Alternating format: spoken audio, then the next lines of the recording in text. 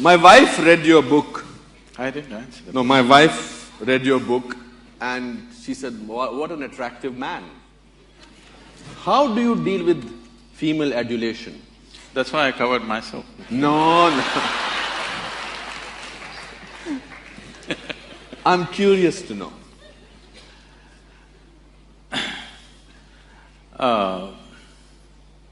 The thing is, this is a very human ailment that all the time we have to recognize people by their gender. No other creature has this problem.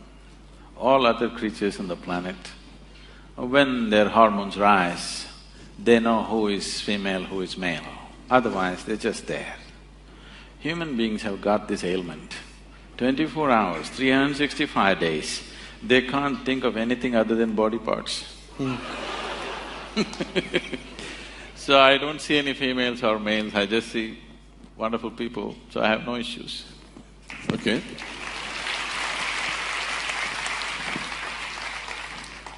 There's a very intriguing… people make these great prophecies about world coming to an end, etc. Will the world come to an end in 2012? So all those people who firmly believe that the world is going to come to an end the coming year, what date do they know? We are in September 20… No, do they know what date it will come? No date mentioned. There was a date mentioned last year. Okay. We've crossed that, thank God. What I would tell them is, we have a lot of work to do. I have lots of work to do. 2013, 1st January, because anyway 2012 the world is going to end. On 2013, 1st January, all your wealth and money and everything, please write it to Isha Foundation, there's work to do.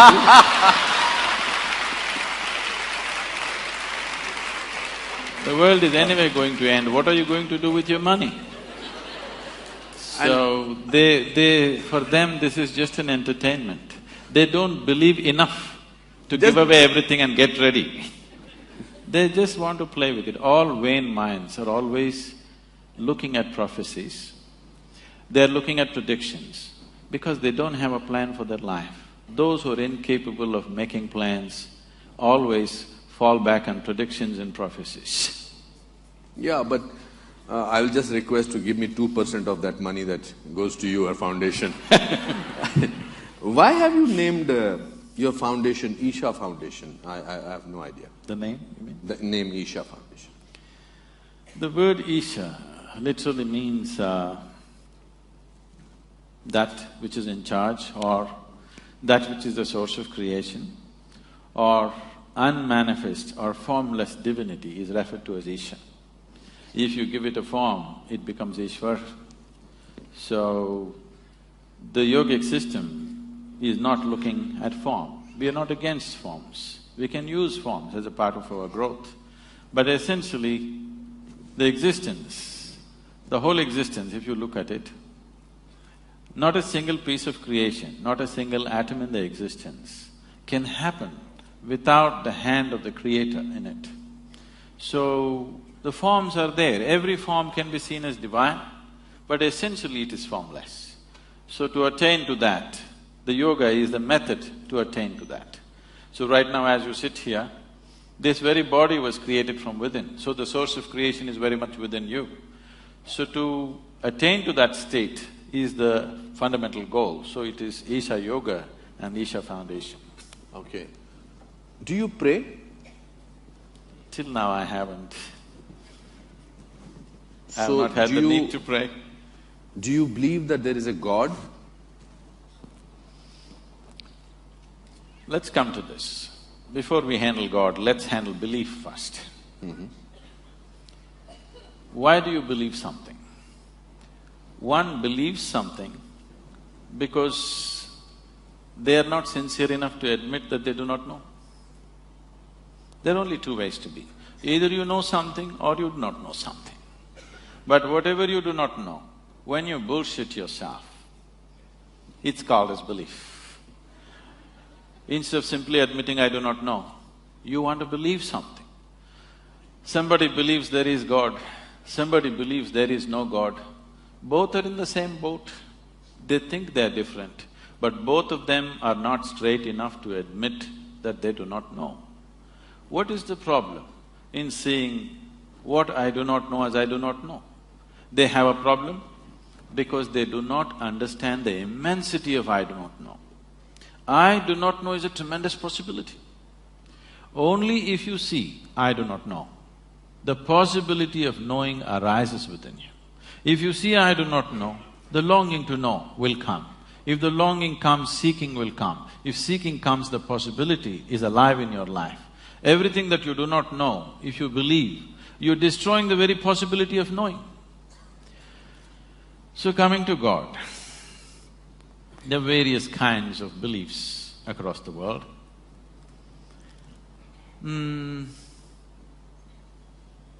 It's like this. There were two young boys, very energetic. When young boys are very energetic, they tend to be constantly in trouble, you know. So these two kids are always in trouble, two brothers. The parents are very embarrassed that the whole neighborhood is discussing their children. They want to fix them. It's easy to reproduce, but you don't know how to fix your children, do you? So they decided to take them to the local parish priest.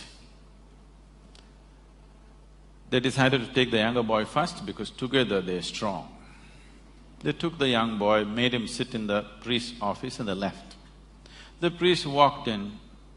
With his long robes, he walked up and down, creating the necessary drama, you understand? Because drama is needed for effect. Absolutely. So he was setting up… We are on the stage. Yes. He was setting up the situation and the little boy was doing the ping-pong act, watching the priest moving around. And in mid-stride, he worked out a strategy. If I remind this little fellow that God is within him, all his mischief will go. This is the whole problem. People who have never raised children, they have fabulous ideas about how to do it. People who have raised children, they know no damn idea works.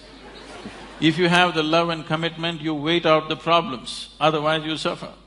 That's all there is. But I think maybe when people are enlightened, they don't think that there is a God existing.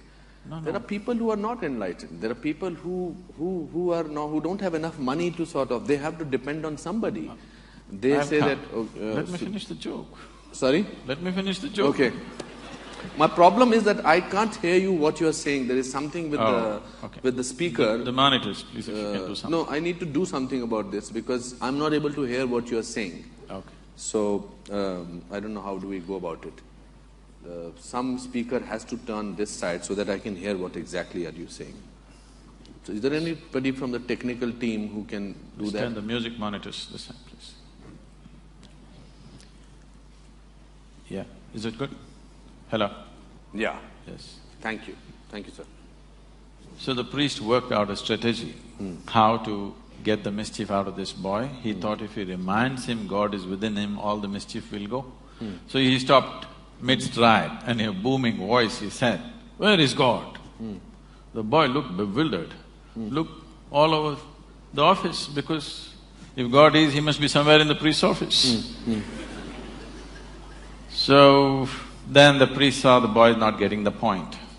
So he leaned on the table. He wants to give him a clue. So pointing at the little boy, he asked, "Where is God?" The boy looked even more bewildered and looked under the table. Then the priest thought, okay, he's not getting it, he wants to give him a proper clue. So he walked around the table, came to the boy, tapping on the little boy's chest. He asked, "Where is God?" He's telling him it's here. The boy just got up and bolted out of the room, ran to the place where his elder brother was, and he said, "We are in real trouble." The brother asked, "Why, what happened?" He said, "They lost their God and they think we did it."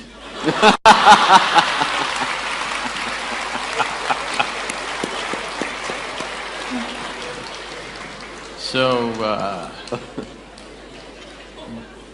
there are belief systems and belief systems and belief systems.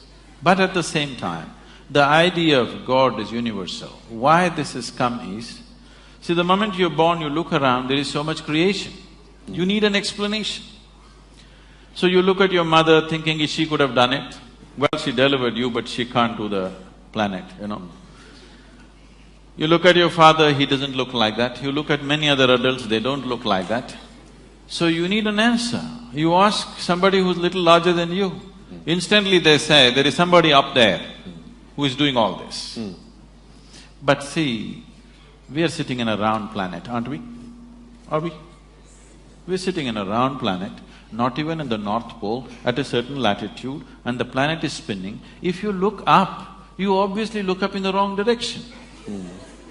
Every time you thought upar wala and looked up, you're completely looking in the wrong direction. I don't know how many prayers went waste like this. But at the same time, there is creation.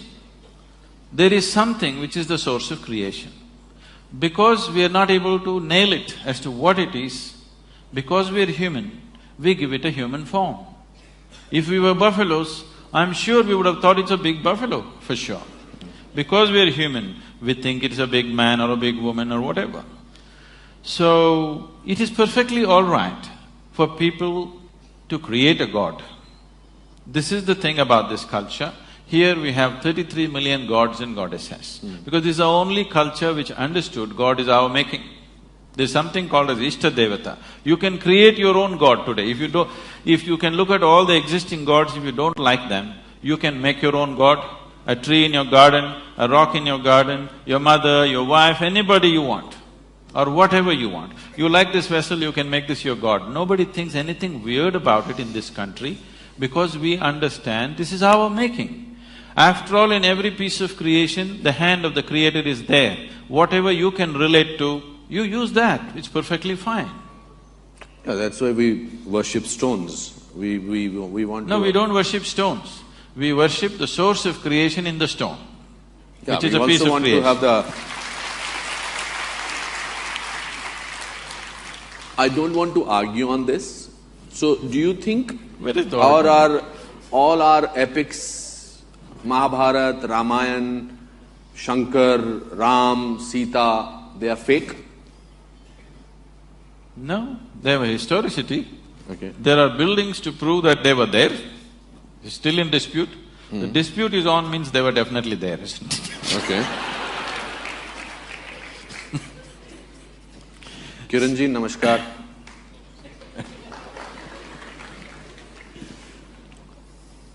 No, I will still want to probe a little further on this topic. We have a major mandir, masjid issue, Ayodhya issue, etc., etc. We are still fighting about that. So, why is all that fighting going on? If there is no God, or if there is a I did not belief. say that. No, you said there is a belief, people needed somebody as a belief all of God. all the fight in the world is not between good and evil as people project it to be. All the fight in the world is between one man's belief versus another man's belief. If you saw, I really do not know, you wouldn't fight with anybody. Because you believe one thing and somebody believes something else, you're invariably going to fight today or tomorrow. It's just a question if you can manage them for some time. Someday it'll spill out on the street. So, it is time. See, there was a time when people worked with the instrument of belief, when the human intellect was in a certain way. Today it is time there is substantial intellect on the planet. Today it is time that we establish a certain level of seeking in a human being rather than just pumping him up with belief. Why do people believe you? Who said they believe me? This is a huge full house. No, they're looking… Everybody is they're clapping. sitting there evaluating every word that I say. I don't think they believe whatever I say. To me, they look smart enough to understand and evaluate. I have performed in this auditorium, it's never been so full. So there has to be some in their belief in you which makes them look up at you. Why do they trust you? Why do they believe in you so much? Now let's take off the word belief. Yes, they trust me. Okay, I mean, my word may be different, but I think it is belief. Do you think it is belief also?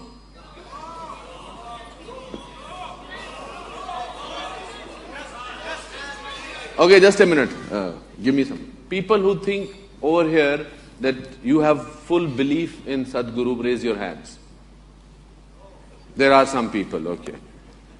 Okay, Kiranji is also one of them. Do you think that Sadhguru has powers which you don't have?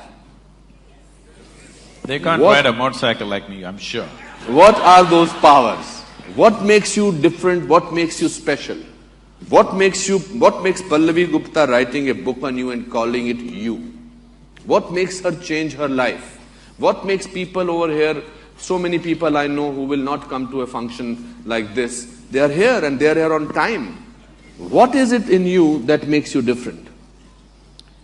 Because they know if they don't come on time, I won't let them in. But they dare not do that. So what makes you different? Also, I read in the book that at the age of 9 or 10, you wanted to find out things. You caught hold of snakes, you went into the darkness, you went into the cycle and you wanted to see whether the cycle, you fall down from a ditch. Today, if any 10-year-old child will start doing it, he said, I'm going to ape Sadhguru because he did that. I don't think any of the mothers are going to let them do that. So what is it which is so special about you? It is not special. It is just that, there was a time when we were promoting Isha Yoga, we used to print a brochure and it said, ordinary to extraordinary. Okay. So they come day 1, day 2, day 3, and we are teaching them some basic fundamentals of their life that they've missed, for sure. Simple things. And then they asked Sadhguru, you said you will become extraordinary. We thought we'll become extraordinary or we will become special. I said, I never said you will become special, I said you will become extraordinary. More ordinary than others. Everybody is desperately trying to be special. When you don't try to be special, when you just live as life is, that you don't try to make yourself special, because wanting to be special is coming from a certain an emptiness or a certain inadequacy within a human being. Where is the need to be special? Every human being is unique in his own way. If he tries to be special, he'll only end up aping somebody, he will not be himself. So, when the life is unique, every leaf on the planet is unique, every atom in the existence is unique, where is the need for you to be special? Being unique is better than being special, isn't it? So what is different? It is not a question of something being different, it is just this. See, the very nature of the existence is like this, the very nature of what's happening around you is like this. If you convert food, if you convert mud into food, we call this agriculture. It's the same mud. Can you eat the mud? Can you take it on your plate and eat it? No. But if you wait, you put a seed and wait, the same mud becomes food, and how we value it and eat it. But it is something else, but when you eat it, it becomes flesh and bone, it becomes you, and it's so valuable for you and so many other people. So this is the way of the life. What is filth will become a flower, if only you mature it in the right direction. This flower, its beauty and its fragrance comes from filth. The more filth you put at the root, better the flowers will grow. So, the question is not about what is different, the question is not about what is special, the question is just about, will you allow yourself to mature or will you let yourself just roll in filth? You have not yet answered my question. I feel that it's important for me to know. Yes, right now. What is unique about you?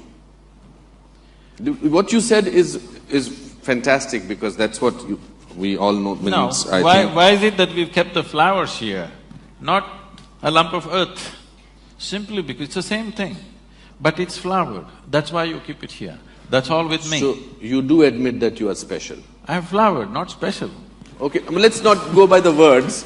You're waiting, others are still waiting. So, when did you feel that you were different, unique, special, whatever word you want to choose?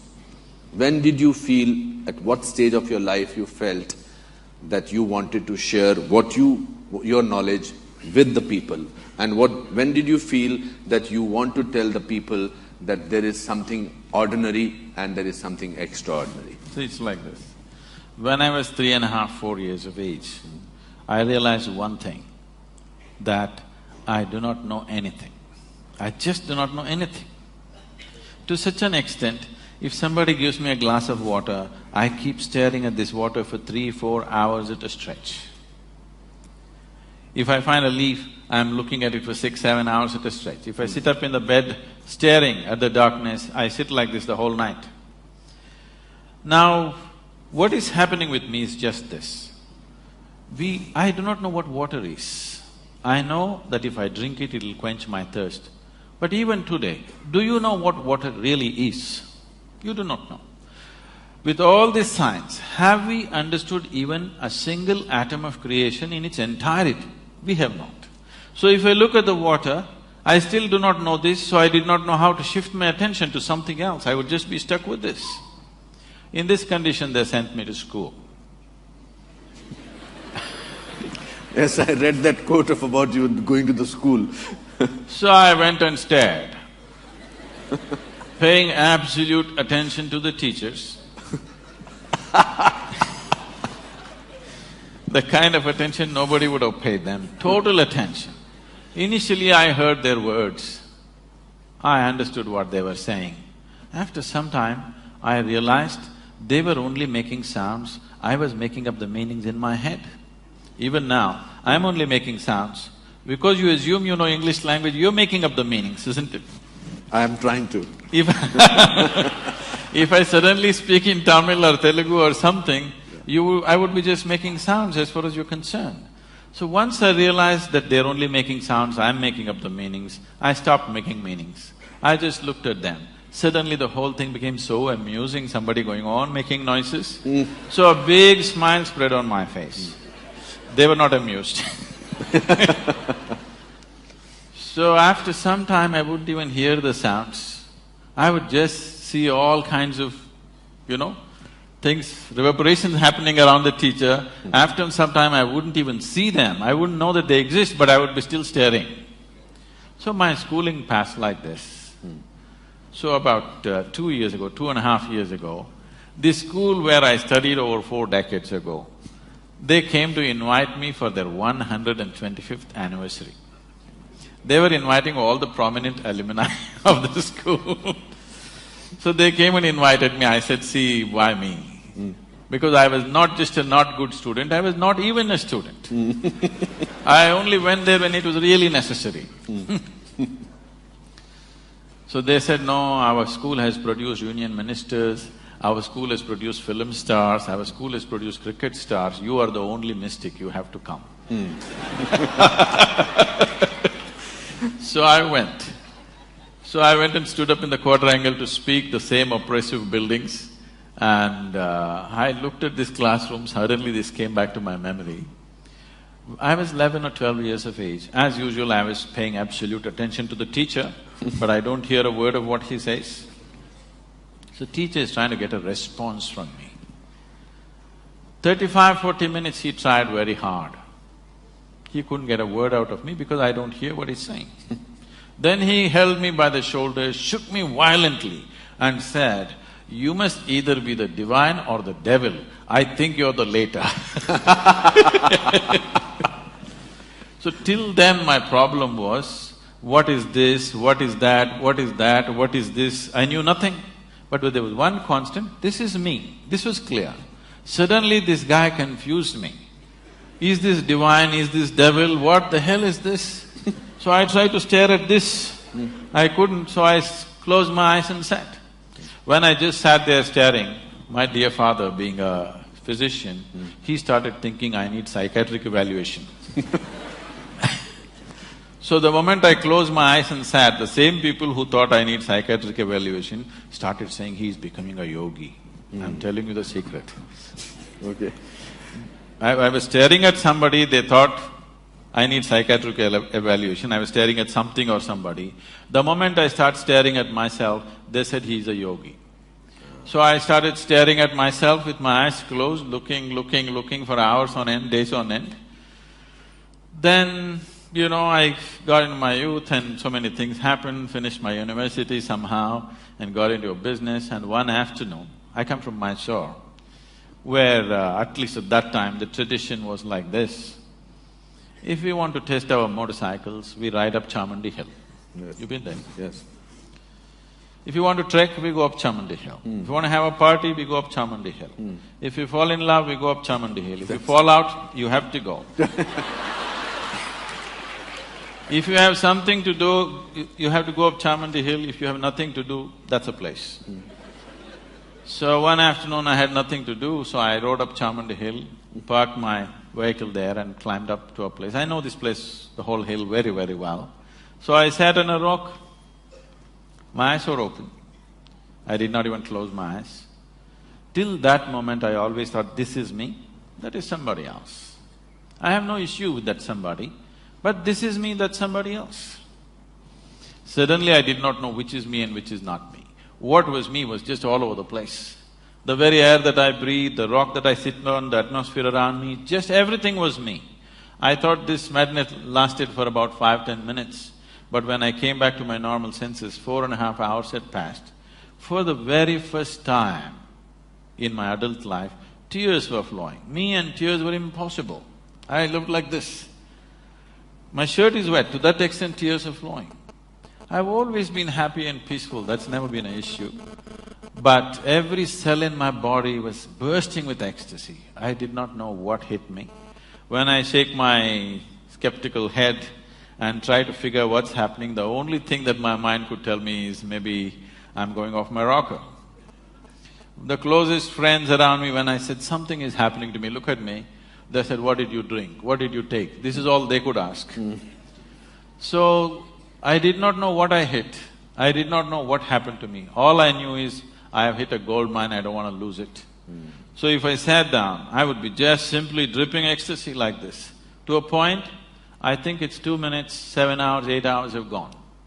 Once I sat down like this, and I thought it's 25–30 minutes. And when I opened my eyes, there were garlands around me, people pulling my legs, Indian tradition. And somebody asking how to do his business, somebody asking when his daughters will get married. And I thought, what happened? Where did these people come from? I've been sitting there for 13 days. I thought it's 25–30 minutes. Oh. Because I just lost sense of time. If I sit like this, time just flies off. You must know this, every human being knows this by their experience. See, on a particular day, if you are extremely happy, that day just flies like a moment. Correct, absolutely. If you're depressed, one day flies like an eon. Correct. Isn't it? So if you're absolutely ecstatic, you will see hours and days will slip like moments. You won't know any sense of time. And body will not know, mind will not know. It just… only people around you know that time has passed, but you just have no consciousness about time. So, then I thought it's so simple, if I sit here, I'm bursting in ecstasy, what's the problem? I'm going to rub it off on the whole world. It's 30 years now, next year, 2012 is going to be 30 years. And see, I became like this. Still, people are attached to their misery, they haven't given it up. We have touched a few million people. Today I can say that a few million people, if they close their eyes, tears of ecstasy will flow out of them every day. They're like that, millions of them. But millions are not still the world. So as a part of this, now I decided, if people don't want to live in ecstasy, at least let them die in peace. So we brought in another level of spiritual process, very simple, that everybody can do, one drop spirituality for everybody. At least it'll let them die in peace. How do you… that's a wonderful story what you just spoke about, tears.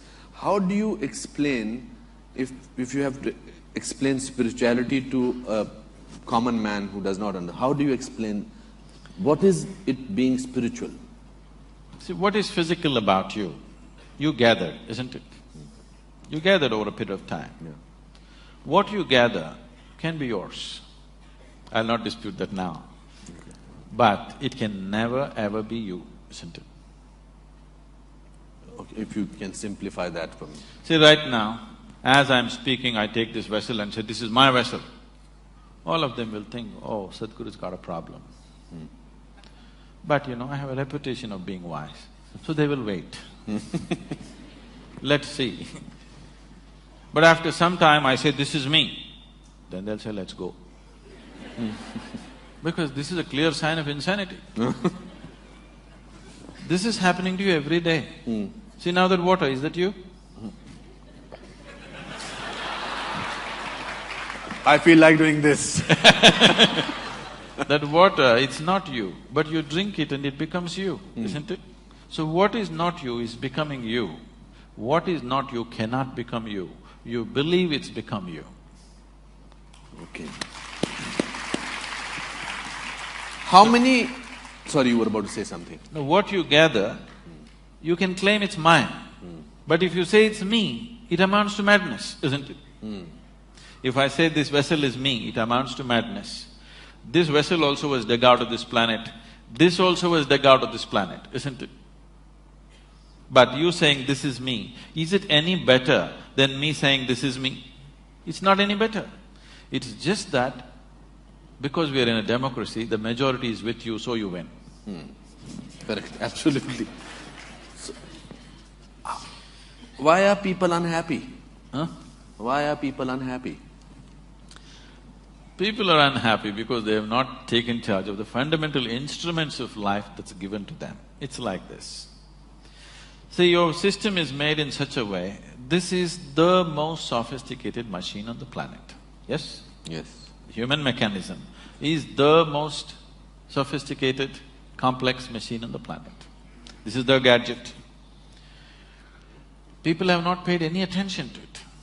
If it seems the cell phone companies in the country did a survey 2 years ago and they found, at least one company did, I think, they found most people are using only 7% of the capabilities of an ordinary cell phone. I'm not talking about a smartphone that you're using, the dumb phone.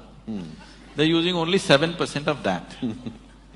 If you're using only 7% of an average phone, this gadget, which produces that gadget, what do you think is the percentage that you're using? It's way below 1%, I'm telling you. What it means to be human has not even been attended to. People have not even looked at it. They're just busy wanting to become something, not realizing who they are. When the very source of creation is throbbing within you, there is an intelligence here, there is a competence here that if you give it a piece of bread, it will transform it into a sophisticated machine. When such an intelligence exists within you, when such a competence exists within you, what the hell are you trying to become? If even a drop of this intelligence enters your daily life, you will live magically, not miserably. So misery is not a product of Mumbai. The misery manufacturing machine is not in Mumbai. The manufacturing unit is in human mind, because they have not made any attempt to understand how it works. They have not paid any attention. They're paying attention to everything around them, not to this one. But this is the greatest happening right now, isn't it? The greatest happening in your life is that you're alive and throbbing right now. Isn't this the greatest thing? Everything else is secondary, isn't it? I completely believe it. You see, in Greek theatre, they said that fate, kismat played very important role in your tragedy. But in modern tragedy, they say human beings are responsible themselves for tragedy. There's nothing modern about it. In this culture, we always said your life is your karma. When we said your life is your karma, what it means is, karma means action. Whose action? My action. So when I say life is your karma, we are saying your life is your doing. This is the only place on the planet where we have always told you, your life is your making. Your life is not God's making. Your life is your making. When we say it is your karma, we clearly telling you your life is your making. So right now, your experience of life, whether you experience joy or misery, it happens from within you, isn't it? At least what happens within you must be determined by you, isn't it? What happens around you? Too many people are there. You have to take their help. But what happens within you must be determined by you. If you're miserable, what it means is, even what happens within you is enslaved to something around you. And people think it's normal. It's not normal, it's just insane. Only thing is you gathered numbers. You understand? You gathered numbers. In an asylum, the insane people look right. They're right, isn't it? See, it is all happening from within you. Both misery and joy happening from within you. If it's happening from within you, why is what you want not happening? If what you wanted happened to you, would you choose misery or ecstasy? I'm asking you. For sure. Pleasantness or unpleasantness? At most pleasantness, at least for yourself. What you want for your neighbor may be debatable. What you want for yourself is the highest level of pleasantness, isn't it? If it's not happening, it is not because of this and that. It is just that your body is not taking instructions from you, your mind is not taking instructions from you, your emotions are not taking instructions from you. Nothing in this is taking instructions from you. When you say, this is my body, it is supposed to take instructions from you. When you say, this is my mind, it's supposed to take instructions from you. Can I tell you a joke? You're getting very serious.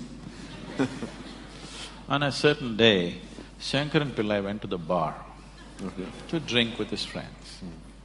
He just thought he'll just have one shot and go home. But you know, once they have a little bit of drink, they become timeless like yogis. So, a few drinks happened, then he looked at the watch like this. It was 2 a.m. But the wife's rule at home is 8 p.m., he must be home. It's 2 a.m. He got really disturbed and he wanted to rush back home, so he thought he'll find a shortcut and started running through somebody's garden. And because of unknown terrain and also Drunk. all the things inside, he flipped over and fell into a rose bush face down, got all scratched up, somehow found his way to the house. It took another 20 minutes to find the keyhole. He found that and just slowly crawled up and went into the bathroom and looked at himself. He looked a true mess. So he opened the medicine cabinet and wiped himself, took Band-Aid, fixed himself, then slowly crawled into the bed and slept. Morning 8 o'clock, the wife brought a bucket full of cold water, threw it on him and asked him to wake up. He got up. She said, "You fool, once again drinking."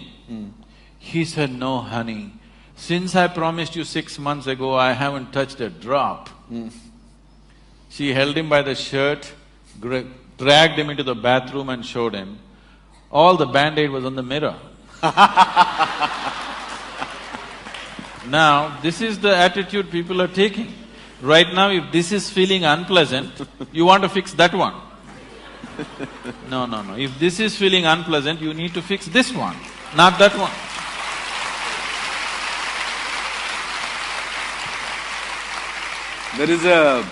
There is a beautiful shairi on this, what you narrated just now. I must share it with me. It says that umr bhar यूं ही गलतियां करते रहे, उम्र भर यूं ही गलतियां करते रहे, धूल चेहरे पर लगी थी, हम आईना साफ करते रहे.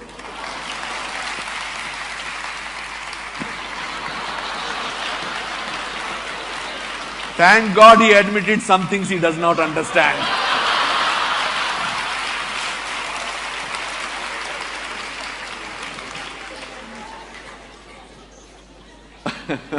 It's a language, not the poetry.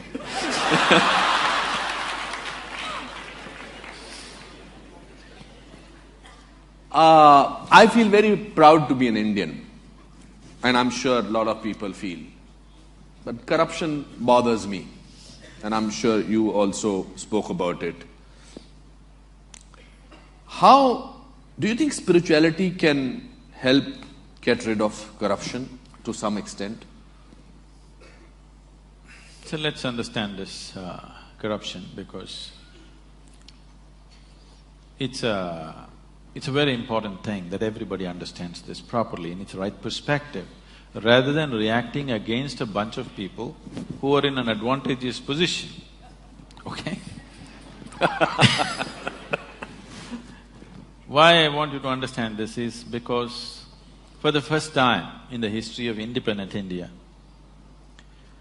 the 64 years, that means 2 generations of people, they have at least 50 to 60% of them have had such a bad deal. Today, Yes. you and me will talk all this and go home and eat well. Correct. There's a whole bunch of people, almost 400 million people, who cannot do that. So, if we handle the next 5 to 10 years right, we can change that. It's a tremendous possibility which is on our threshold. There's an economic possibility sitting on the threshold. If we conduct this right, we can change their lives. Those people who have not eaten properly, those children who are malnourished, which have the highest level of malnourishment, those who are not educated, those who don't have opportunities, those who are in that horrible social and economic pit, their lives can change in the next 5 to 10 years if we conduct our act right. Every Indian should understand this. It is not just about economy means stock market. It is about hungry people who will have food on their plate. Economy does not mean stock market, economy does not mean foreign cars coming into India, economy does not mean you wear better clothes or this and that. Improving economy means there will be no hungry children in the country, which is something all of us should do something about. And that possibility is being jeopardized. Wherever I go, I speak to various economic and political leaders around the world, everybody says, we want to come to India, India is a big possibility, but the humiliation of corruption, we can't bear it. Because it's not just about money, they're willing to pay a percentage and get the work done, but the humiliation that they put through on a daily basis, which we have gotten used to, they're not willing to go through that. They said, it doesn't matter if we don't do business, but we don't want to come there and go through all that rubbish. So, this possibility is being jeopardized by a handful of people, or it is wrong to say it's a handful of people, it's a nation full of corruption. Correct. Because how many people in Mumbai streets, if there is no policeman, will stop at the red light? I think only 10% will stop. So these 90% are corrupt people. If you make them the chief ministers and prime ministers, you know what they will do? So instead of just calling it by one bad word called corruption, we need to understand, we as a society are trying to move from a feudalistic way of managing our lives to a democratic way. The democratic way has still not sunk into us. Suppose you become the chief minister of this state. Your relatives and your friends will expect that you do something for them. If you become the chief minister and you're very strict and you will not yield to any nepotism, they'll think, what is this? He's my brother, he became chief minister, look at him, he doesn't look at me. He does not understand you're being straight, you're doing something for the country. So I'm saying in our psyche, we are still feudalistic in nature, but we are trying to run a democracy.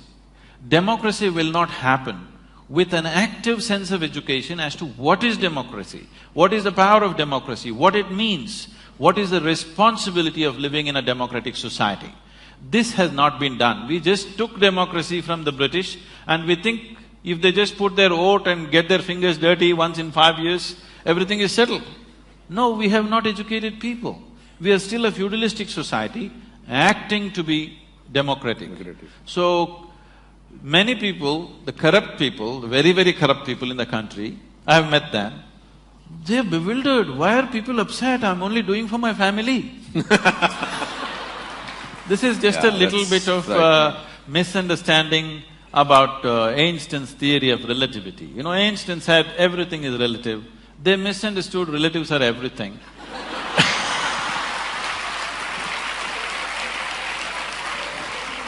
Let me ask you a hypothetical question. Hypothetical question, I must announce that before that. Suppose you were made the Prime Minister of this country for 1 month, how will you change things? See, there are enough instruments in the democratic process.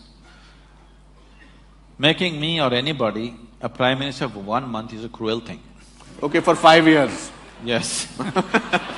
So you admit that 1 month is not sufficient? No, because 1 month is a very cruel joke. It doesn't matter who comes to power for 1 month, he can't do anything in a nation as diverse as India. To get this nation moving, you need to understand this. You cannot move this nation with policy, with rules. You can only move this nation When anything that you want to achieve in this country, you make it a movement. If you do not make it a movement, if people do not emotionally connect to that, no rules, no policy is going to work in this country. It is only people who have been implanted from somewhere, who have not grown up with Indian people, who do not understand this. They think if you make a rule, everything is going to work. This is not Switzerland. If you announce on the notice board, everybody will follow.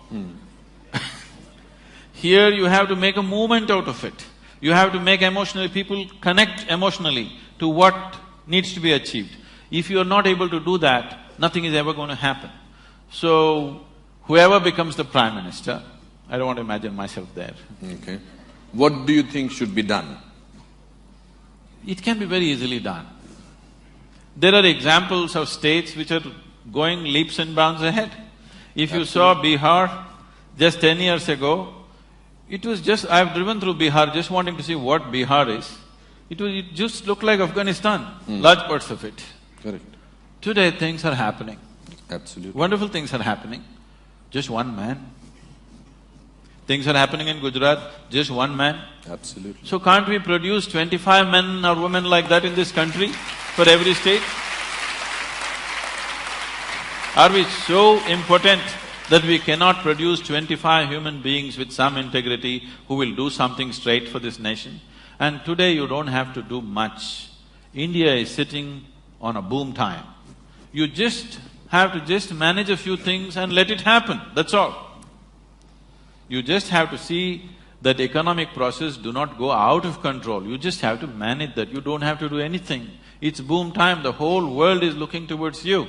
The only two economies everybody is banking on is right now China and India. India is better equipped because it's a democracy, because all the numbers are scrutinized, but what is in China cannot be scrutinized. So many people are very suspicious and fearful because it's supported by the government. India has a proper corporate structure, India has a reliable stock market which is a reading. Indian market is open, you can study what you want, you know where you're putting your money. So definitely India would be a natural destination for every investor in the world.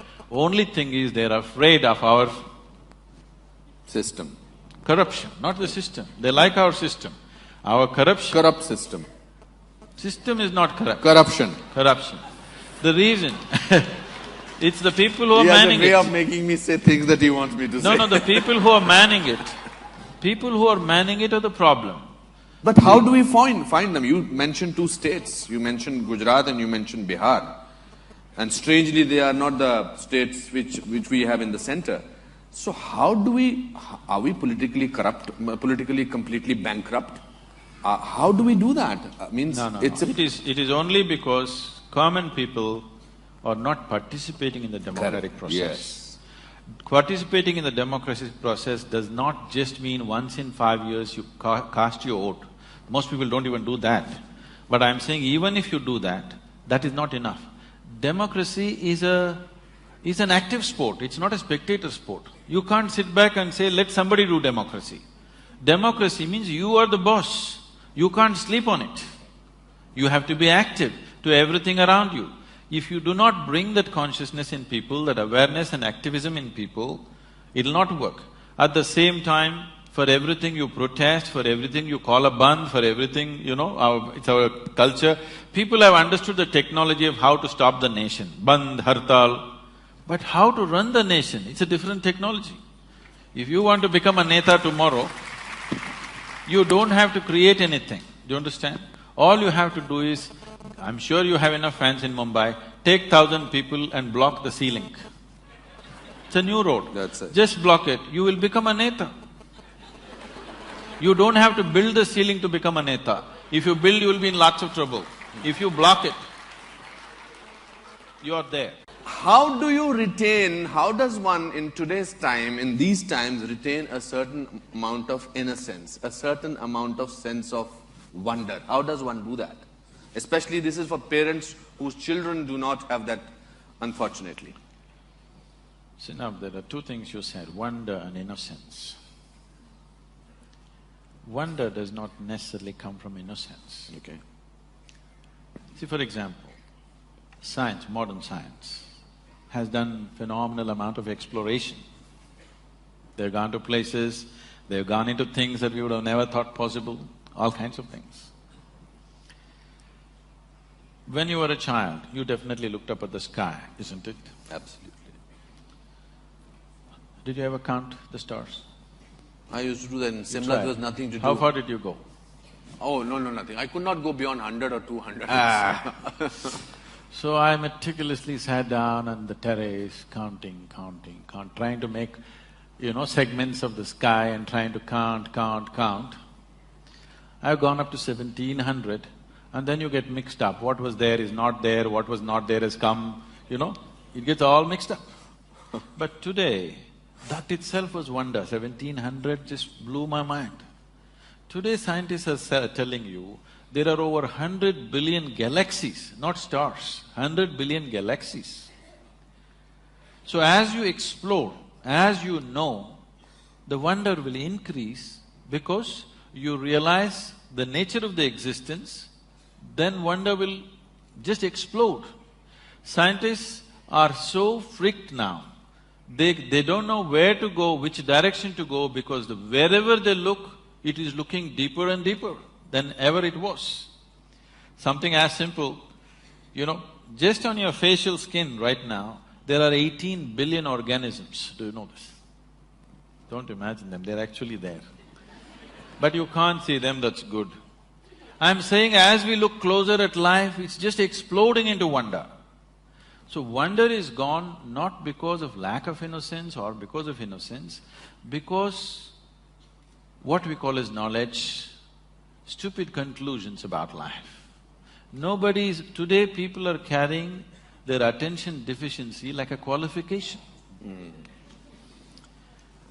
See, existence will yield to you only if you pay attention to something. Anything in this existence will yield to you only if you pay substantial attention to it. But now people have become like this. They can't look at anything, everything is check.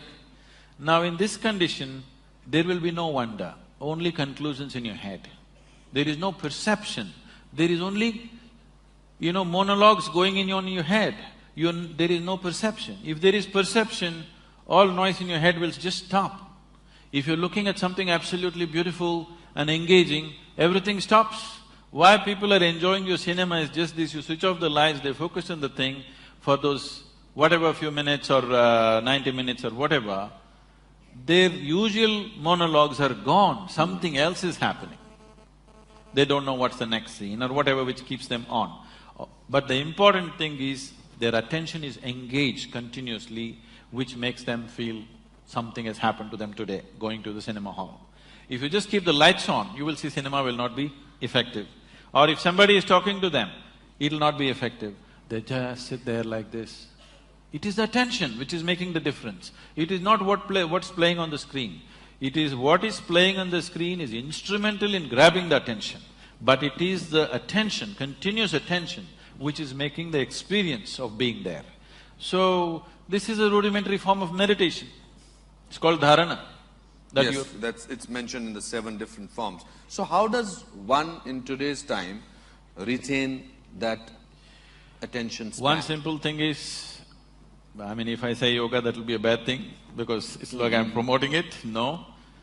Everybody must do something about themselves. Every child, every school should bring this dimension that a child is required to pay attention to something continuously. It could be music, it could be dance. See, you cannot do music or dance unless you pay attention to it, You'll make a fool of yourself if you do not pay enough attention. But you can pass an examination without attention. Yeah. Understand? That's right. Above all, if you I've seen this simple thing. Children came to us, we have a Isha home school, which is done in a very different way. I one day went to the assembly, all these 6.5-year-old kids, they're all like this. I said, why are the kids like broken tops? Why are they shaking around like this?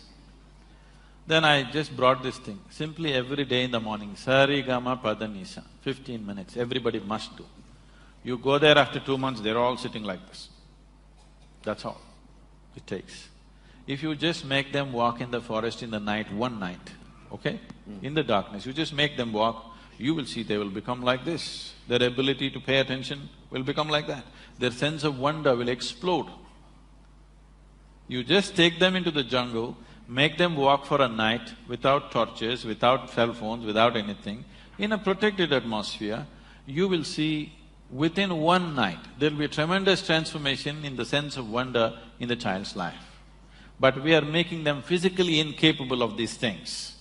Sitting just in front of the computer, they're becoming physically incapable. When physically it hurts, they will protest, they'll not do anything. So it's something that parents must take care of. Bringing up your child does not mean just sending him to school and getting marks and grades and nonsense. Your child in body and mind should grow up to full capabilities. That is when it will manifest in his life as success. Just marks will not manifest as success. For that, parents also have to be… Of course. Peaceful and restful. Do you get angry? You want me to right now?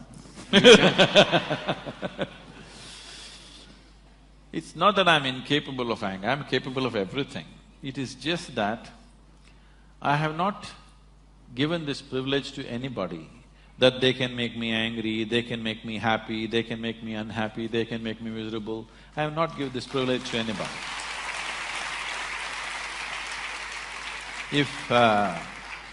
If somebody need to be shouted at, boom, I'll go. So what makes you angry? It doesn't make me angry. If they need a shouting, I'll give it to them. See, there are different kinds of people in the world. There is somebody here, if I just look at them, they'll understand why they're being looked at. There's somebody else here, if you look at them, they'll just stare back at you. If you tell them gently, they will understand. There is somebody here, if you tell them gently, they won't get it, you have to shout at them. There's somebody else here, even if you shout, they won't get it, you have to knock them on the head and tell them. Different levels of sensitivity in the world. Your action should be appropriate to the situation in which you exist. I am not bound like this, I will not say this, I will be gentle, I will be nice, I have no such things. I am just appropriate to the situations in which I exist. What you need, I will do. If you need only shouting, I will do. What's my problem? What's your shortcoming? Huh? My shortcoming is, I'm not tall enough. You're the tallest man right now, you're here. We know that. I came little short. What is your shortcoming? Others should tell me, isn't it? If I knew, I would fix it. If I knew what's my shortcoming, I would fix it. You are a person who self-evaluates, I'm sure, very well, who knows himself. If he knows the world or he feels that he knows the world, you know, must be knowing yourself. What is it? See, this is… I'm restless, like let me put it, I'm restless. I don't know how I'm talking because it's wonderful to listen to you, but I'm restless, I know it. So I think it's a shortcoming, I need to settle down. What is your shortcoming? It's very difficult to explain this because you're looking at, okay, as a person everybody has pluses and minuses like this. It is not that I am all plus, no minus, I'm not thinking like that. It is just that it's very strange. I'm not really a person, that's my problem. I can… in any given moment, I will just make myself as it is necessary for that situation. Sometimes if it's not successful, I will adjust it a little more. So it's just that I'm made like this, if I sit like this by myself, I don't have a single thought on my mind. If I sit… sometimes I shut my doors for 4-5 days, I don't have a single thought. I don't look out of the window, I don't read, I don't do anything. So, I don't have a personality as such. So, I'm neither plus nor minus, I'm just like, in this moment I have to make myself up, okay, how should I be right now? How are the people around me? Accordingly I am. Otherwise, maybe in certain moments or in certain situations, I might not have succeeded as well as I could have because I did not grasp the situation at that moment, as I should have. But what is the plus in me, what is the minus in me? First of all, I don't know where is me, because I make it up. You also make it up, you're an actor. But I don't act, I really make it up. And everybody is making it up, but they believe it's true. I know it's not true. So, I don't know how to add pluses and minuses to me when I don't exist as a person. When was the last time you cried? Every day. Not out of ecstasy, but out of feeling for somebody. Every day, I would say. Out of compassion, out of… That's what just now, see, I'm like this. If I step on an ant, tears may come. If my mother dies, I'll simply sit there stoically, without a teardrop coming out of my eyes. Not because I have nothing for her. It is just that, it's very difficult to explain. When I want, I can go. When I don't want, I just keep quiet. So right now, Pallavi was playing that movie. I just saw those kids. I know every one of them in the village. They've all grown up now. This is some 4-year-old shot. I was just there 2 days ago and these kids were all over me. So when I looked at them, naturally a teardrop comes to me. Then the photographers come, I just suck it back. Okay? So I'm saying everything that happens within me, I've 100% made it a conscious process. If I want, right now I can go into tears. If I want, right now I can laugh. If I want, I can just sit still here without doing anything. You can make a very good actor then. If you are so controlled with your emotions that you can… Right now I can see tears in your eyes. No, I mean, if we go into the close of Sadhguru, we know that. So you were while talking. So… What is… do you feel lonely? Lonely? I've never been lonely. Okay. Because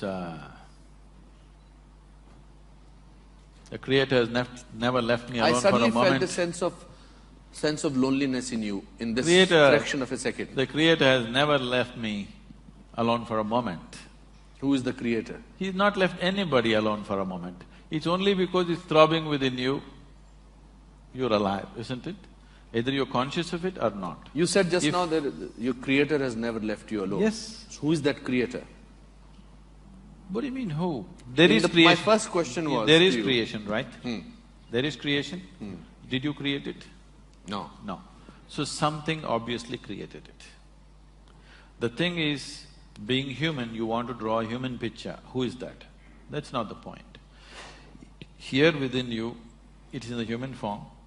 If there is a dog, it's in the dog form. If it's an ant, it's in the ant form. If it's a tree, it's in the tree form. But the source of creation is throbbing in everything.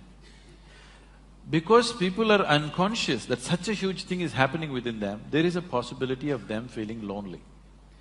If when you're alone, if you feel lonely, obviously you're in bad company, isn't it?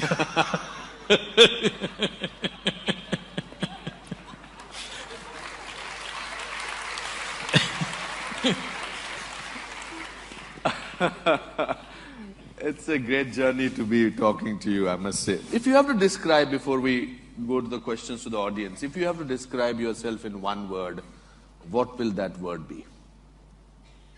I usually do this exercise with my actors, students, because then we see that if that word is going to be… In fact, it's for all of you. In your mind, please think, if you have to describe yourself in one word, what that word will be. And whether that word will be there, the same word after 5 years, 10 years, or was that word before 5 years. So if Sadhguru has to decide, and if he has to, tell me to describe himself in one word, one that…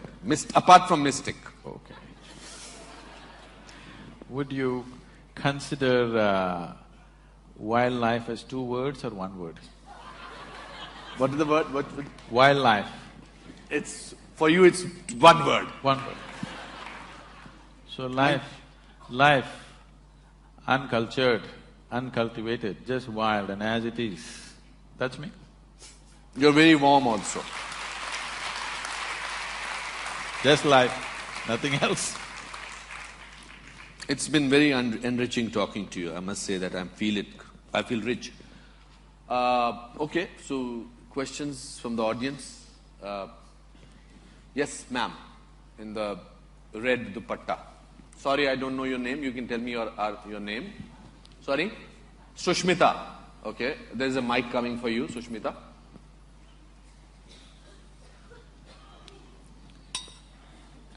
Firstly, I'm overwhelmed to see both of you. And I went through the inner engineering program like 2 months back. I'm very thankful to Sadhguru for it. My question is related to what Sadhguru just said, that if you want to bring the difference in India, we all need to step out and do things on our part. So recently I was in a village of Bihar. I was doing things, I saw people there, we were finding out about the schemes there, that whether they are reaching the people or not. But the thing is, when I explain that to other people, they are very negative about it. Like, whatever you do, nothing is going to change, the system is not going to change. How do you change that kind of attitude? That question is to you. I am only the question. I think if I have to answer that question, since he allowed me to do that, I think you have to carry on. You don't get bogged down by people. You cannot get bogged down. Even if you are alone, you must carry on. There's an incident that I went through when I used to work for Dilkush Special School for mentally challenged children.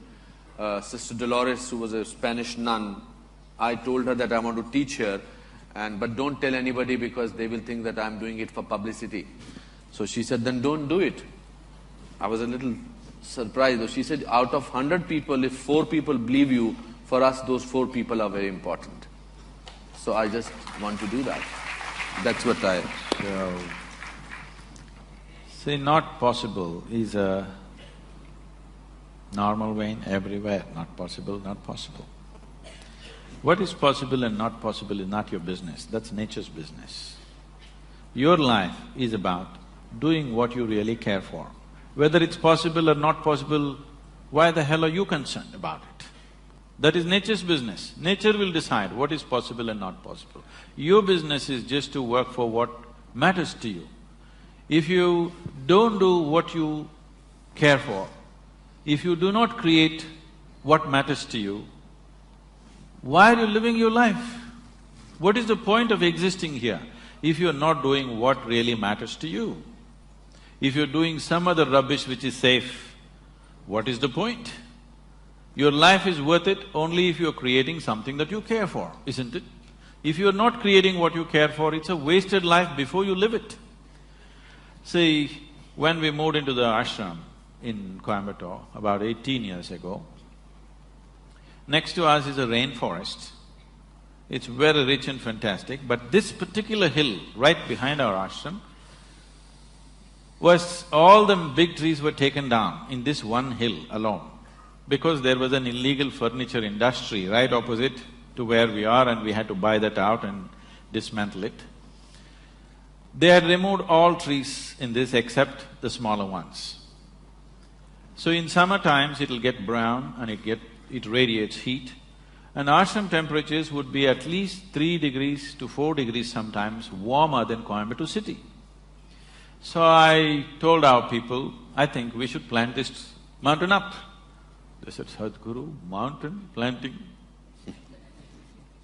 You made us do all kinds of crazy things, but planting up a mountain.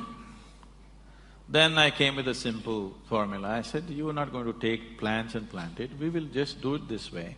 I created a contraption with which they poke. The main thing is why people have done it before and it doesn't work. Why it doesn't work is, they have set mindsets. They're not looking at… See, because you're not passionate enough, so you don't look hard enough. You plant a seed in the forest, animals walk on it, it gets plastered, black cotton soil, no seed will ever sprout because it gets hard.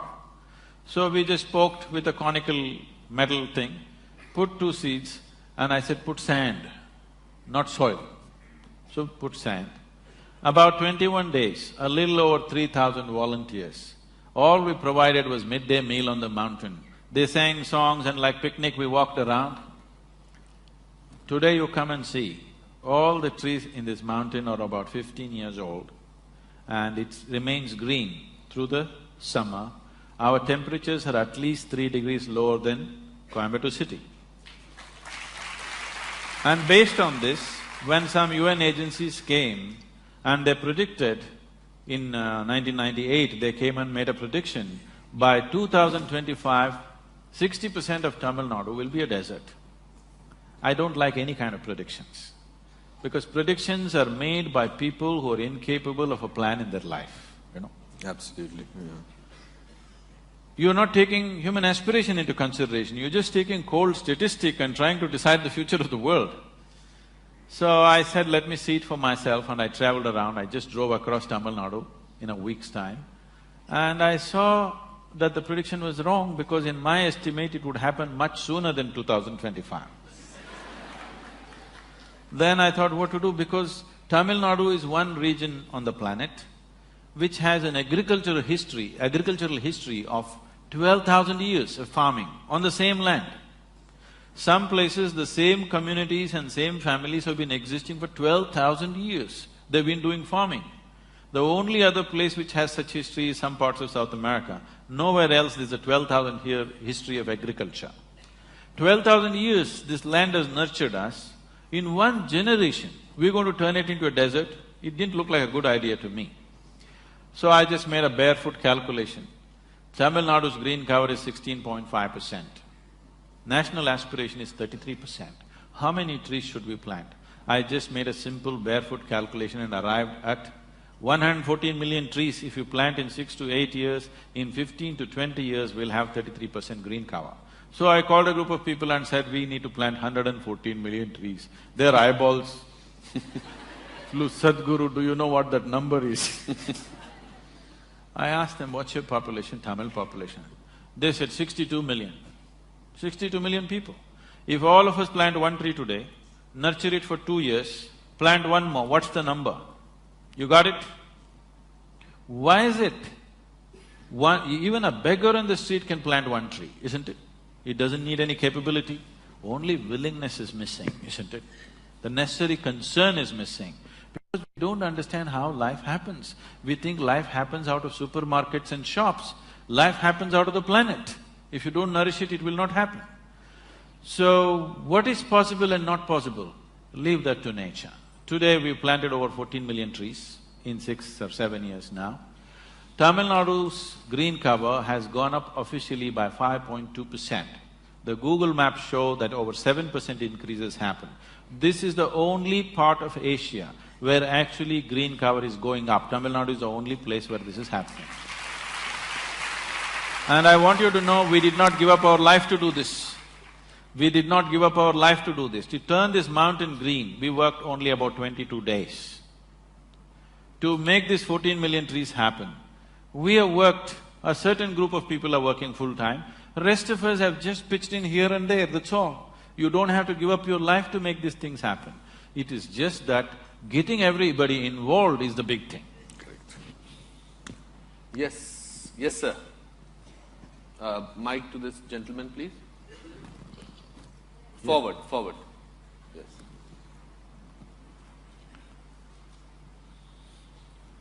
Namaskar, Sadhguru. So my name is Kamal, I'm a 42-year-old professional. I work in a… Little closer to the microphone. I work in a complex technical environment, so just so there's some perspective. So here's my take on it so far. It's a really big rock of millions of rocks that are floating around out there. It's not Can clear. you keep You the must mic hold Sorry. closer to your face, please? That's right. There's one big rock that we're on. It's one of millions of them floating out there. There's 6 billion of us like ants living on it.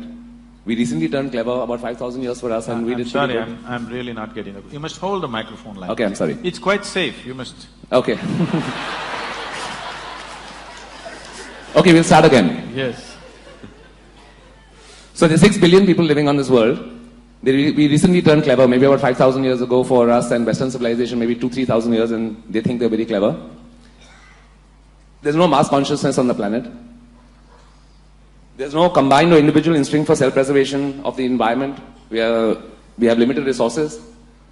The planetary system is completely out of balance due to our influence. We have faulty governance. The only form of governance that I think I like so far is a benevolent dictatorship, which you run in the ashram, and I think that's the only thing that works so far. There are separations of every kind, country, religion, race, color, creed, status. What's your question? Where's the hope? Where's the hope? What's it going to take to change this mess? Listen. I mean, all these statistics are there, that's exactly what he was saying.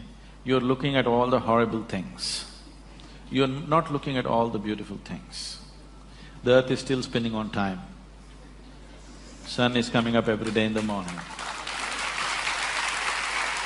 Flowers are blossoming. The earth is still rich.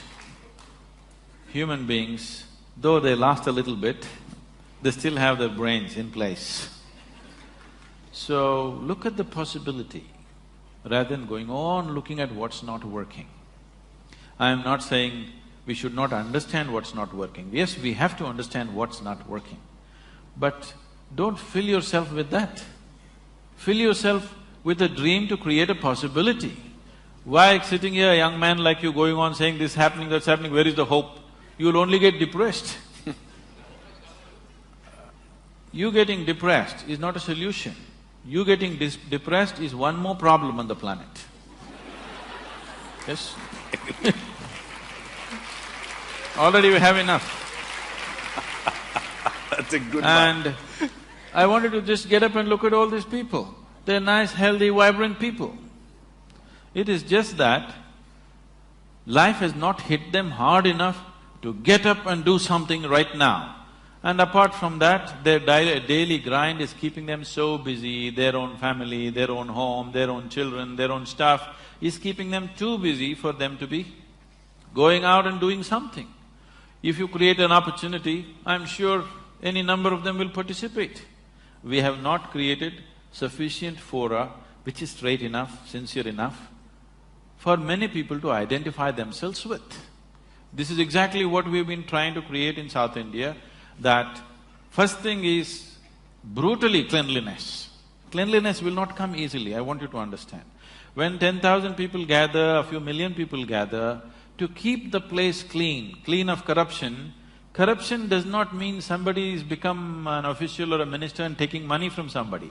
Small things, you push the neighbor's child and want to push your child in the front. That's where it starts. That's where it starts. And it is just a question of how powerful you are, that much you push. People who are powerful, when they push, it is visible. When you do it, you think it's all right. No. So this corruption starts. To keep this clean, you have to be brutal. People in the book are writing, I'm very compassionate.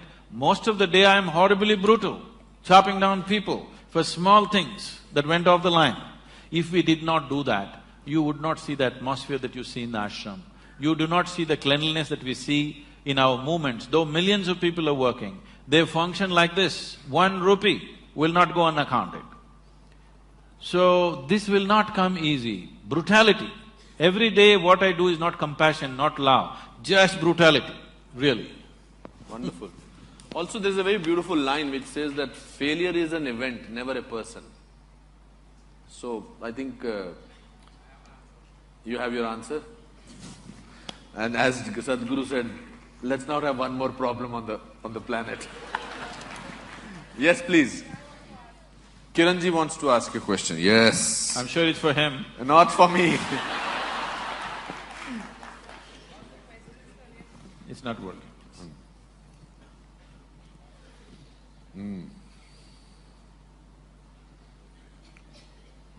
All the questions for Anupam still remain unanswered, even though I've asked them very often. So I won't attempt it again. But I want to say that I'm very privileged to finally see you in person, and have been wanting to do so for many years, but somehow it has never been able to… it hasn't happened. Your book, Mystics Musings, which I read many years ago when I lost my brother, my younger brother, and it was a great tragedy in the family and something that I was finding very difficult to cope with. It gave me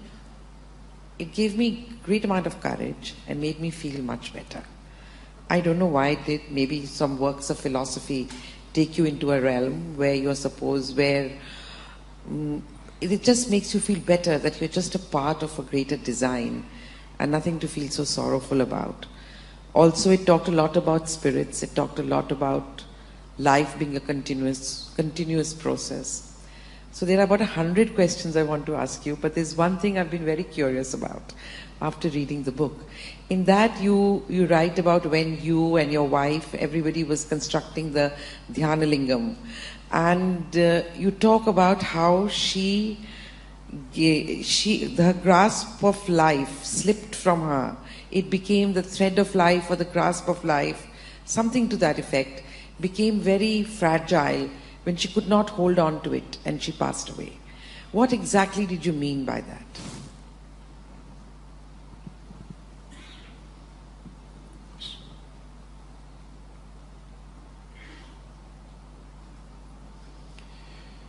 See, the life within you,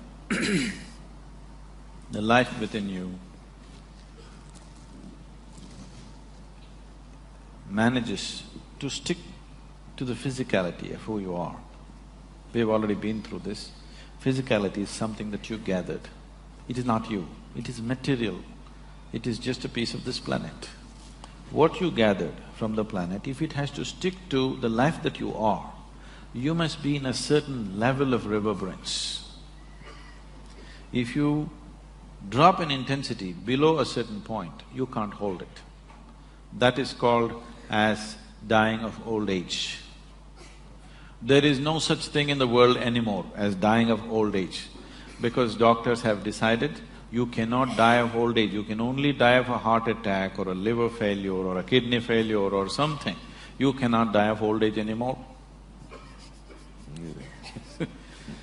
If you have seen anybody close up who are dying of old age, you will see, you can see his eyes become feeble, life becomes feeble. It's like the body is struggling to hold it, but it can't hold because it's become too feeble. If the reverberation goes below a certain level of intensity, it can't stick to the body, it will leave. So that is generally understood as living peacefully, because without struggle it just passed on. That's the reason why the word passing on has come. You're supposed to pass on, you're not supposed to kick out. So that is if the intensity drops. Another way to live is you raise the pitch of life's intensity to such a pitch, it went beyond normal pitch, then also you leave the body. So spiritual sadhana is trying to get the pitch of your life to the highest point, because only if the intensity of life is high, it's like the voltage is high, that's why the lights are bright. If your voltage is low, the lights will be dim, your awareness will be dim, your perception will be dim, all you will know is just survival process. So you want to pitch it up. So when you pitch it up beyond a certain point, there is always a danger that you will slip out. So we will fix certain things. We will fix certain things when a spiritual aspirant is progressing with a certain rapidity, we will fix the body in a certain way so that that cannot happen. Just yesterday I was, at the ashram satsang when we were there, one lady asked why women are asked to wear, the toe rings. What do you call this in Hindi? The toe ring, not… you're not wearing. Bichwa. Yes. So it's called mettu in South. Why women are asked to wear toe rings when they get married? Because marriage was supposed to be such a huge experience that they could leave the body. At the age of 8, they would marry them. They will never see each other till they're 14 or 15. But emotionally, psychologically, she's cultivated to believe that her husband is like God. When she meets him, life will explode. That possibility in the child's mind has built up. When she is physically mature, she is brought into marriage. Because in this country, in this culture, there is no business, there is no marriage, there is no child, there is no family. Everything is just a tool towards your liberation and mukti. You get married because you want to use that as a tool to your liberation.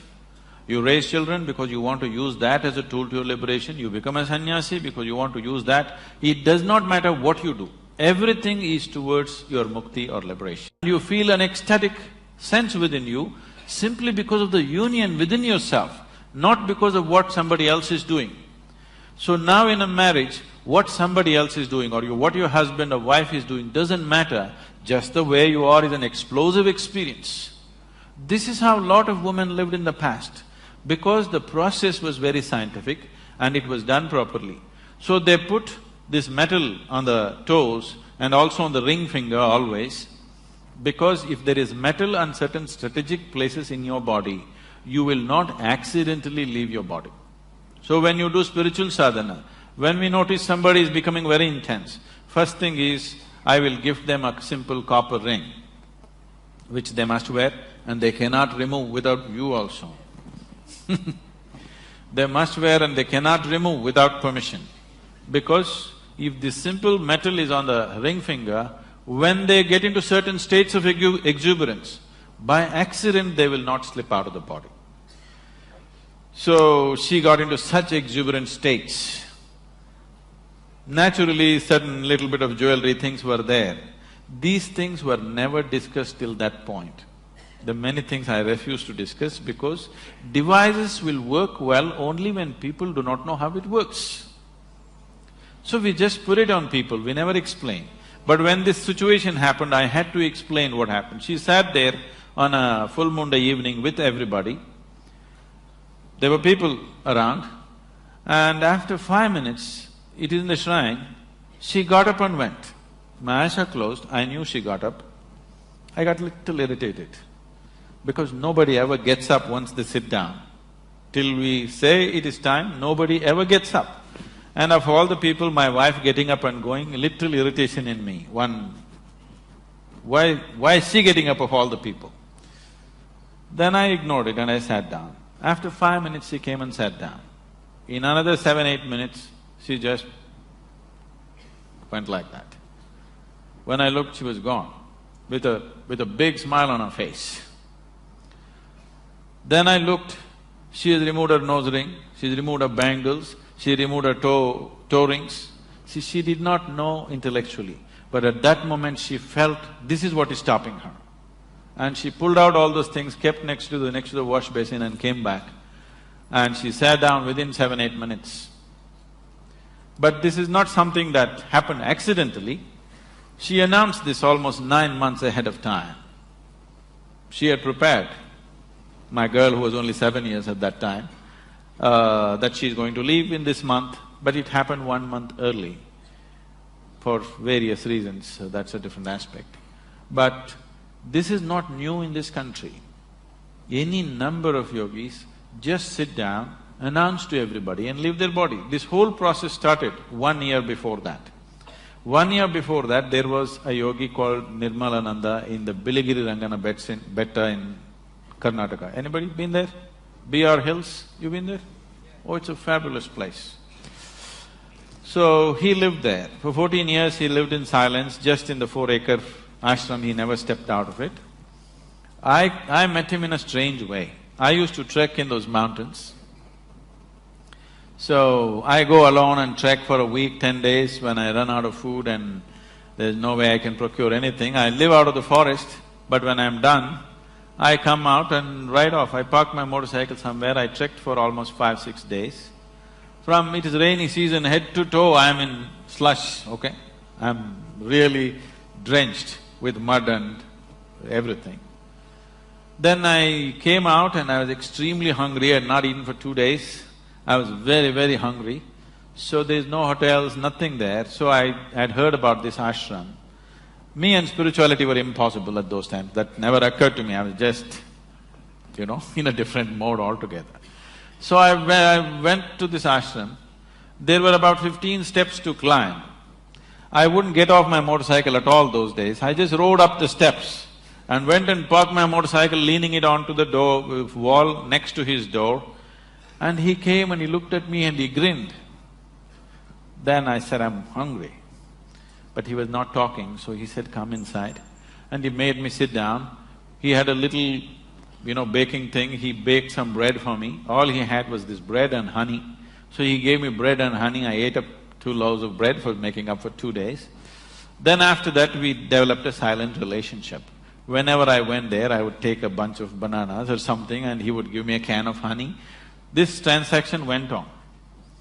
Many years later, after things happened to me in a big way, everything about my life changed. After about 10 years, I went to see him. He didn't recognize me because, And I asked, don't you recognize me? And I smiled. He said, He said, oh, you are the guy on the motorcycle.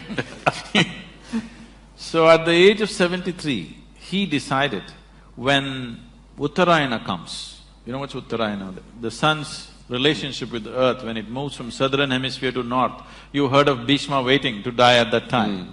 So he said, when Uttarayana comes, I want to leave my body. I went there with my wife and daughter, and then he cried and he said, I have built a samadhi, I am doing all this, but I am afraid that I may not be able to do it. Then I started discussing the technicalities of what it is, what makes it happen, what stops it, what is it that you need to do, and these kind of things. So, my wife Vijay was also there, she was listening to all this. Then we were driving back. By then I had graduated to 4 wheels, and we were driving back. Then she was silently crying. I said, what happened? She said, I also want to live like him. I said, when are you going to go?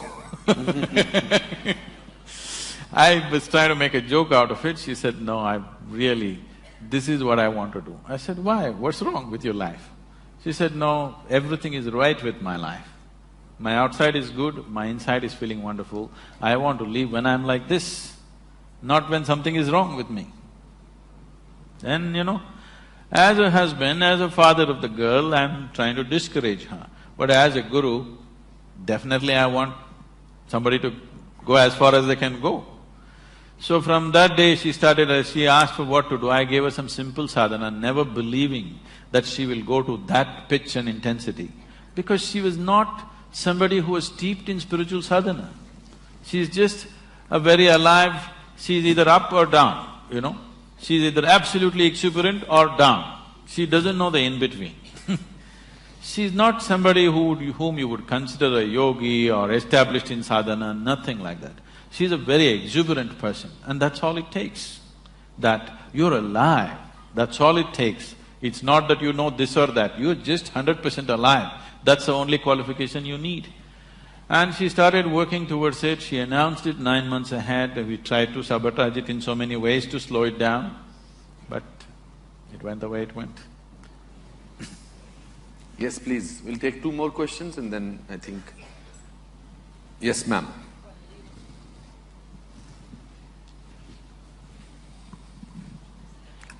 Mic for the lady, please. aa rahe.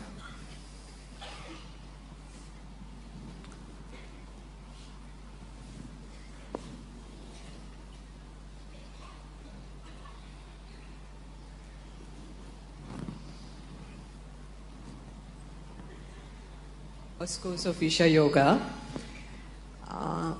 I'm having difficulty in cutting the cord. Please help me with that. Cutting She's having the cord. difficulty in cutting the cord. With my attachment to my family, to my children, I get very easily disturbed by what happens within my close circle. Please help me with that. Oh, I never said you must cut the cord. I'm just telling you, unfortunately, your motherly cord is too limited right now. Just expand it a little bit. Just make it connect to every piece of life on this planet, rather than just to a handful. Beautiful. Why do you want to cut your cord? Where is the reason to cut your cord? The reason why… See, please understand this, there is a difference between involvement and entanglement. If you do not know involvement, you will never know life. The only way to know life is with involvement. If you are not involved, would you know anything? Forget about spirituality. Would you know anything in your life if you're not involved? The only way to know anything in your life is with involvement. What is lacking in people is lack of involvement. So, when involvement becomes discriminatory, it becomes entanglement. Let your involvement become indiscriminate. The earth that you walk upon, the food that you eat, the water that you drink, the air that you breathe, and the very space in which you exist. See if you can absolutely involve yourself with everything. Because The life that you are involved. If you are not involved with the air that you breathe, you would be dead, isn't it? You are anyway involved. You just have to become conscious that this is the only way life happens. You have to see that you're consciously involved. Right now you're unconsciously involved. If you're unconsciously involved, it looks like one big burden. If you're consciously involved, it'll become blissful. Is your life right now, do you know scientifically today we can prove every subatomic particle in your body is right now in communication with the whole cosmos. Such a big phenomena, you're trying to ignore, that is your crime. You bearing your children, being married, that is not your crime. Your crime is you're trying to ignore such a big phenomena, which is the basis of your life and creation. Because you ignore that, you suffer. Not because you're involved with your family, you suffer. Because you're trying to ignore something so big. Right now your life is like this. Is it true that today sun came up on time for the season? Yes? Planet is spinning on time, flowers blossomed. Everything in these many galaxies is happening absolutely perfectly well. But you have one nasty thought crawling through your head and it's a bad day. You don't have a perspective of who you are. You think too much of yourself. If you… see, right now your whole experience of life is limited to the physical form that you are. As a physical form, what are you in this cosmos, tell me? In your home you may be something, on the street not much, in the town nothing. In the cosmos you're not even a speck of dust. Please get the perspective right. As a physical existence, you are really nothing, isn't it? If you understand this, you would know, you would look at everything with absolute wonder and involvement. Then, one little thought, one little emotion that is flowing through your mind wouldn't be important because it's not even a concern. It is something that you are creating, isn't it? What's happening in your mind is your making. Yes or no? Can I tell you a bad joke?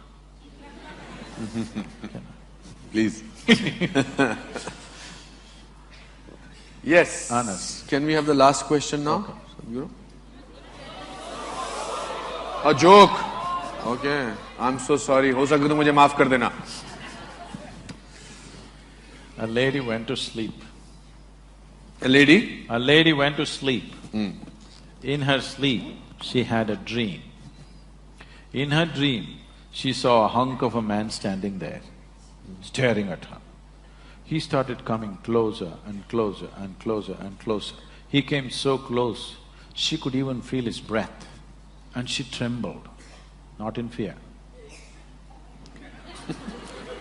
And then she asked, "What will you do to me?" The man said, "Well, lady, it's your dream."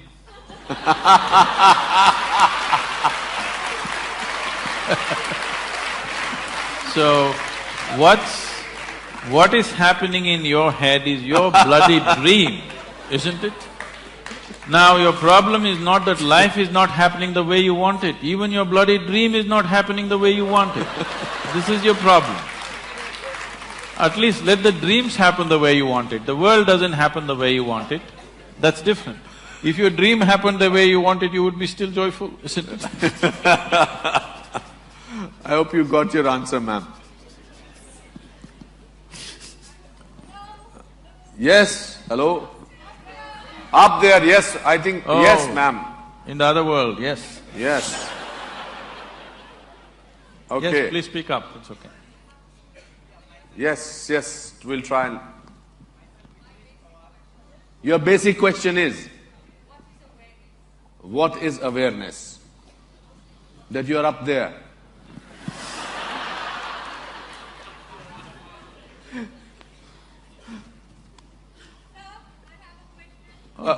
I think that lady asked a question, what is awareness? Let Sadhguru answer that. Is it related to that kind of a question? Okay, then I think let Sadhguru answer that. That no is very firm, I understand that. I somehow feel what is your question going to be. Okay, what is awareness, Sadhguru? Aliveness is awareness.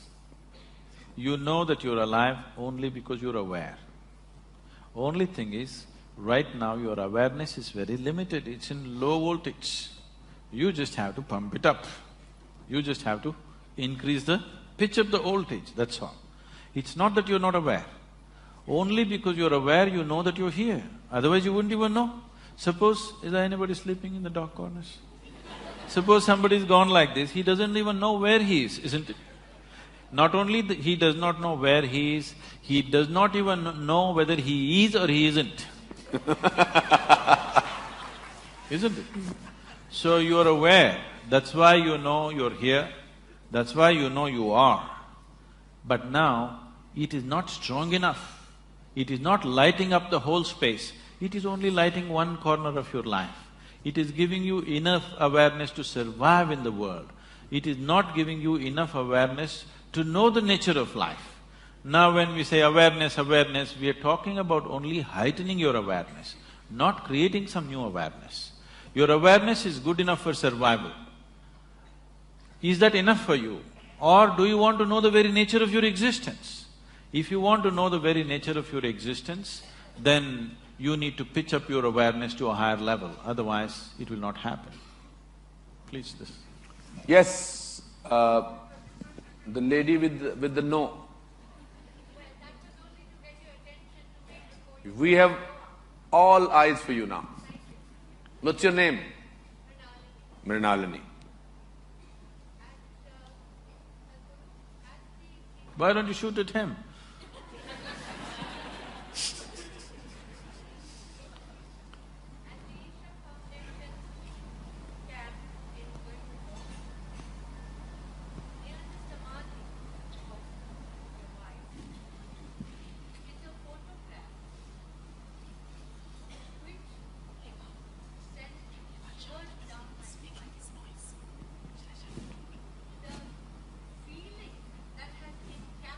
There's a photograph near the samadhi of your wife which sent shivers,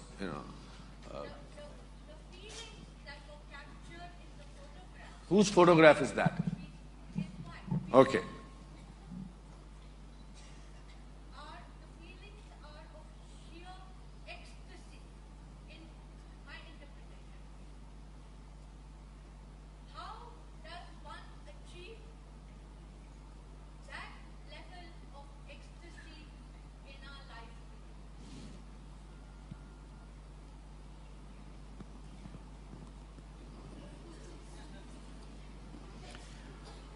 Oh.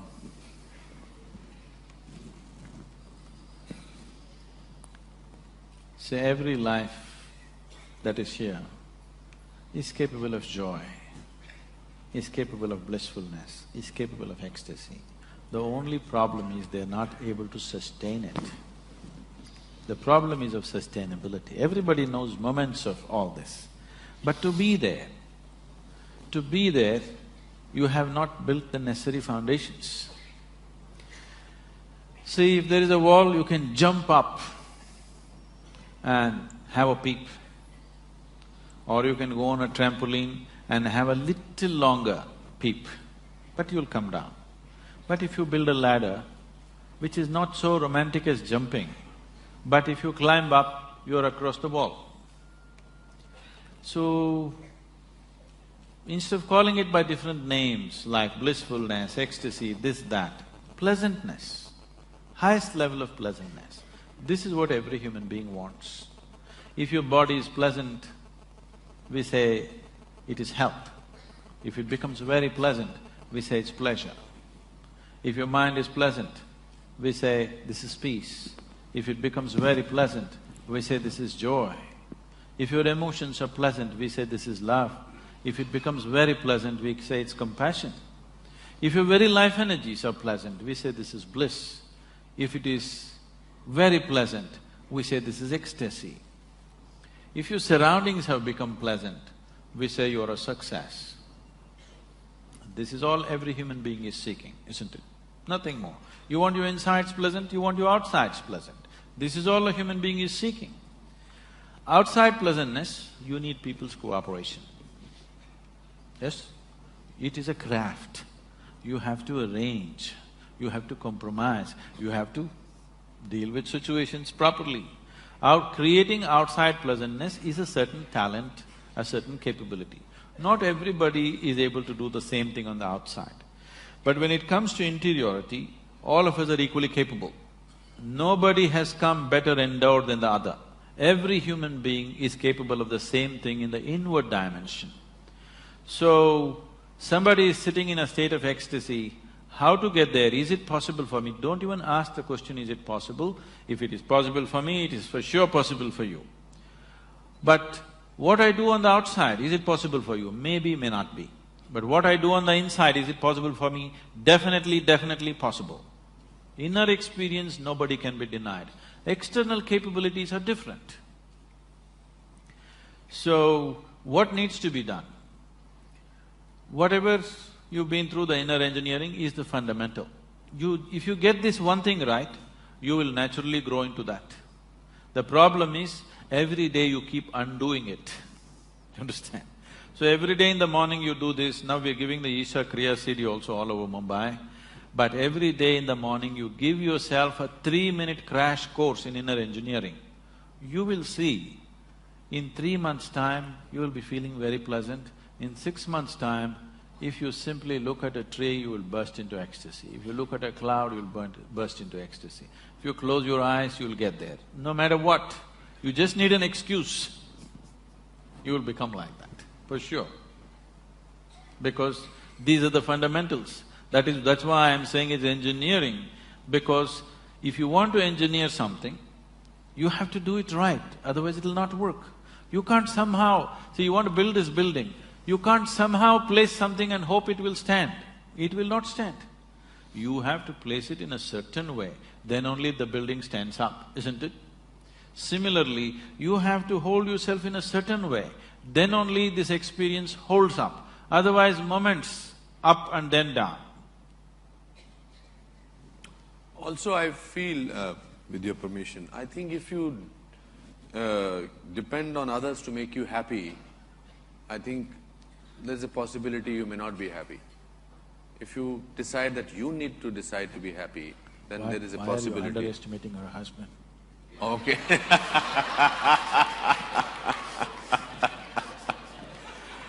I think it's… we have to stop, Sadhguru, shall we… Just 5 minutes more. 5 minutes, okay. There's a time given to me, that's why.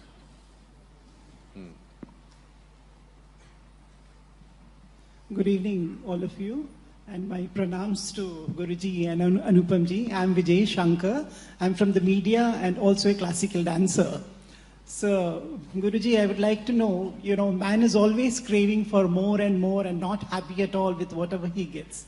Of course, you just explained now how happiness is an internal state of being. So normally, what would you tell to normal people as to how to get peace and happiness in their lives? आसान question पूछा आपने। The problem is not that human beings are craving for more, they are craving too little. Right now, when human consciousness is able to grasp the whole cosmos, instead of craving for that, they're craving for an apartment in Mumbai. Just stupid. So their suffering is not because they're craving for more, they're craving for too little. They conjuice even in their craving. That is their problem. Please crave for everything, you will be wonderful. There'll be no misery. You are craving for little things, that's your problem. When such a big possibility is there, going for this is it's criminal, I would say. So it is because of this crime they are suffering. They are being punished for this crime, not for craving too much. They are not craving enough. When creation and creator is possible, they just want this little piece of property. That's all they're thinking of. They can't think beyond that. So they suffer. For limiting themselves, not because of craving for too much. One last question we'll take. Sadhguru.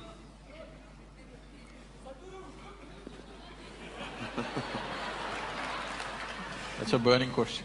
Okay.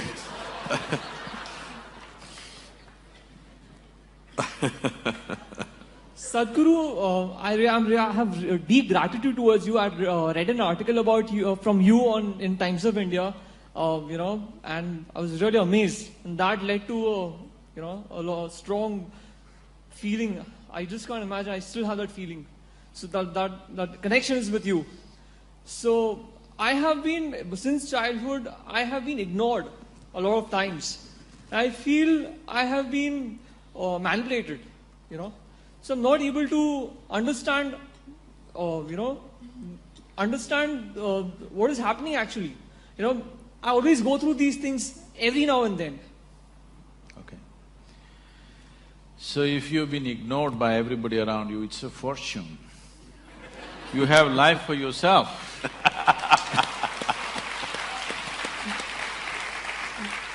Most children are suffering the attention of the parents. If they're ignored, they would be just happy doing their own thing.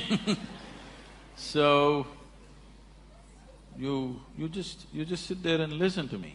Immediately the question is, what is the prayer? It's not a prayer. You need to understand, there are no prayers in this culture. There are only invocations. Prayers are a recent happening. Prayer means you're trying to talk to somebody. Invocation means you're trying to bring out what is the greatest thing within you. Now, what this chant, to put it in a simplest form, is everything. The earth that I walk upon, the air that I breathe, the water that I drink, the food that I eat, the very space in which we exist, the hand… The thing that you can do is to be absolutely involved with this, but still not distort the hand of the creation. You do not distort the hand. What you do is an aberration to what the Creator intends. The intelligence behind creation, what it is intending, to be in tune with that, not to do some rubbish of your own thing. So, this is a journey from being a piece of creation to being the creator. Every human being is capable of this. It's my wish and my blessing. This should become the reality in your life. Thank you very much for being here.